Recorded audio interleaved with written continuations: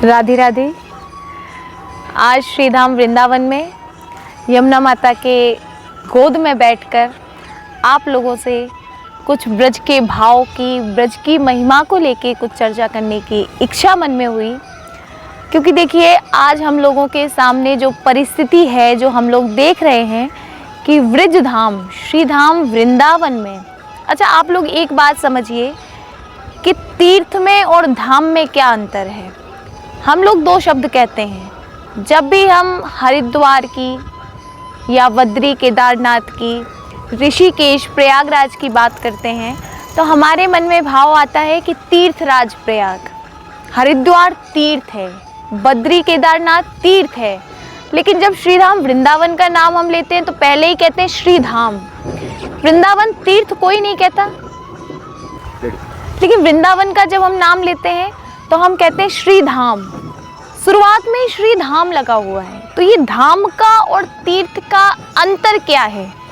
तीर्थ में और धाम में क्या अंतर है। जो तीर्थ है वहाँ हम लोग अधिकतर जो हम देखते हैं कि तीर्थ में हम जाते हैं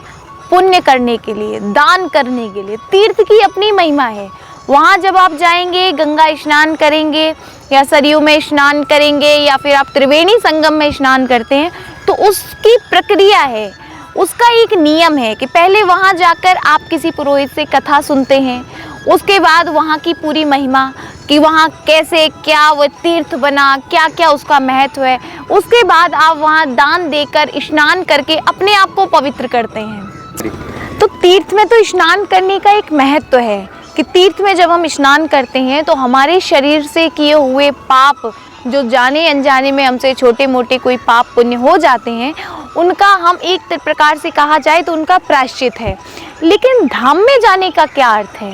वृंदावन धाम है और धाम में हम पुण्य अर्जित करने के लिए, अपने पापों को नष्ट करने के लिए नहीं, धाम में तो दर्शन का महत्व है, दर्शन की प्रधानता है कि वहाँ जाकर आप संतों का, महापुरुषों का दर्शन करें, ब्राह्मणों का दर्शन करें। क्योंकि देखिए, जो ब्रजवासी हैं,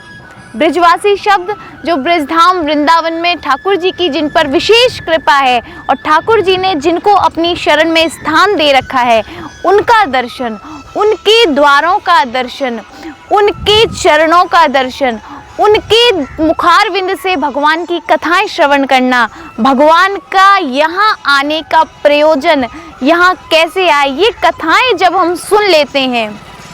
ये जो धाम का यही महत्व है कि हम यहाँ आकर, श्री धाम वृंदावन में आकर हम जितना ज़्यादा से ज़्यादा दर्शन कर सकें, भगवान का नाम ले सकें। क्योंकि देखो, तीर्थ में आपको जो त्रिवेणी में स्नान करने का फल मिलता है, वृंदावन में आप केवल एक वृक्ष का दर्शन कर लीजिए, वो फल आपको श्री धाम वृंदावन दे देगा। तो ये धाम का जो महत्व आज के समय में हम लोग समझ नहीं पा रहे हैं कि हम लोग श्री धाम वृंदावन में छुट्टियां मनाने, घूमने के लिए, क्योंकि केवल आप यहाँ की जो पैसे की चमक है, अगर आप ये देखने के लिए वृंदावन आए हैं कि बहुत बड़ा मंदिर का किसी का निर्माण हुआ, हम वहाँ जाकर वो देखें, तो मंदिर तो आप दुनिया में बहुत जगह देख सकते हैं। लेकिन यहाँ मंदिर देखने का मतलब क्या है कि हमने श्री धाम वृंदावन में मंदिर का दर्शन किया। वृंदावन में भी भगवान के दर्शन करने का फल जो आप लोगों को मिलेगा, उसका सबसे बड़ा आपके मन में भाव होना चाहिए कि श्रद्धा। अगर आप वृंदावन में या व्रज क्षेत्र में घूमने के लिए आते हैं, आप यहाँ अपना जगह जगह जो आपने सोशल मीडिया पर, न्यूज़ पे जो बड़े बड़े मंदिरों के,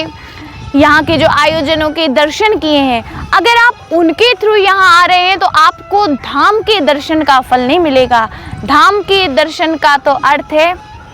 कि हम भगवान से कम एक दिन ही सही, 2 दिन ही सही, जितना समय हमें मिले, हम यमुना महारानी के दर्शन कर सकें, हम पावन श्री धाम वृंदावन की रज में बैठ सकें, यहाँ संतों के द्वारा भगवान की कथाएं श्रवण कर सकें, यही इस क्षेत्र का फल है। और यहाँ आकर भी अगर हमने सोचा कि हमें बढ़िया से बढ़िया 4, 5, 10 हज़ार में एसी रूम मिले, हम एसी में रहेंगे, रुकने की हमें VIP व्यवस्था मिले, तो आपको आप समझिए कि आप श्री धाम वृंदावन में नहीं, आप तो केवल एक पर्यटक क्षेत्र में जो घूमने के लिए बनाया गया है, आप वहाँ गए हैं। यहाँ भगवान के दर्शन का महत्व है, भगवान के ज़्यादा से ज़्यादा दर्शन करें। देखिए, भले आप 10 मंदिर में ना जाएं, लेकिन जिस एक ठाकुर के आपने यहाँ दर्शन कर लिए, बस उसको अपने हृदय में विराजमान करके जब हम यहाँ की वृंदावन की रज के दर्शन करके यहाँ बैठकर या इसे अपने मस्तक पर लगाकर यहाँ के वृक्षों के संतों के दर्शन करके जब हम अपने घर को वापस लौटे तो हमारे जीवन में परिवर्तन आ जाना चाहिए। अगर आपके जीवन में वृंदावन ब्रिज क्षेत्र में आने के बाद अगर आपका जीवन बदल रहा है, कुछ ना कुछ आपके स्वभाव में परिवर्तन है, तो समझिएगा कि भगवान ने हमारी श्रद्धा, हमारे भाव, हमारे समर्पण को स्वीकार कर लिया है। राधे राधे।